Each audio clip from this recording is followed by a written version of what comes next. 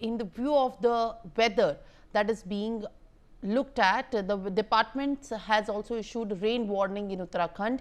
Holiday has also been declared for all the schools from the class 1st to 12th, and Anganwadi centers in Uttarakhand's Almora, Pithoragarh and Chamoli and Rudraprayag districts have also been now issued about the alert. Rescue and the relief operations are currently underway in Uttarkashi after two cloudbursts have hit the district, leading to the flash floods that have washed away the entire village.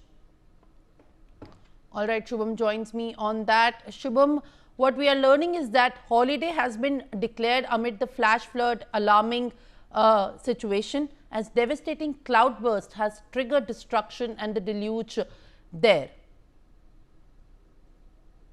बात करें तो जिस तरह से पूरी घटना हुई और जिस तरह से एक के बाद एक हम कहें, क्योंकि करीबन 1:50 पर ये धराली की जो घटना हुई उसके बाद ही रेस्क्यू टीमें पहुंची और लगातार प्रशासन अलर्ट मोड पर आया। लेकिन उसके बाद जो बैक टू बैक और दो दुर्घटनाएं आई, हरसिल में दुर्घटना इस तरह की आई, बादल फटा वहां पर स्थिति बुरी स्थिति पहुंची। हम बात करें तो सुक्की टॉप पर वहां पर भी बादल फटा। 3-3:30 बजे के दरमियान ये दुर्घटना हुई है। तो लगातार एक ही क्षेत्र के आसपास इस तरह की दुर्घटना होना कहीं ना कहीं यह संकेत जरूर देती है कि यह क्षेत्र जो है ये पूरी तरह से संवेदनशील क्षेत्र है। और ऐसा पहली बार नहीं बल्कि यहाँ पर पहले भी कई दफा यहाँ हो चुका है। बादल फटने की घटनाएं इस क्षेत्र के आसपास आती हैं और ये जो नदी है, जो गंगा नदी की सहायक नदी है, कहीं ना कहीं इस पे भारी मात्रा में जो है पानी बढ़ जाता है। उसके चलते जो है आसपास के जो क्षेत्र हैं वो बेहद ही ज्यादा खतरे के जद में आ जाते हैं। और यही परिणाम रहा है कि जो नजदीक का सबसे गांव था धराली, वो इसकी चपेट में आया। मलबा पूरी तरह से उसको ढक चुका था। इसके कारण सबसे बड़ी समस्या यही हुई कि रेस्क्यू कार्य किस तरह से किया जाए, क्योंकि मलबे से किसी को निकालना एक बड़ी चुनौती है, बड़ी समस्या है। कहीं ना कहीं मैन्युअली काम करना बहुत मुश्किल है। मौसम की अगर बात करें तो मौसम भी कहीं ना कहीं यहाँ का जो है बदला हुआ नजर आया है।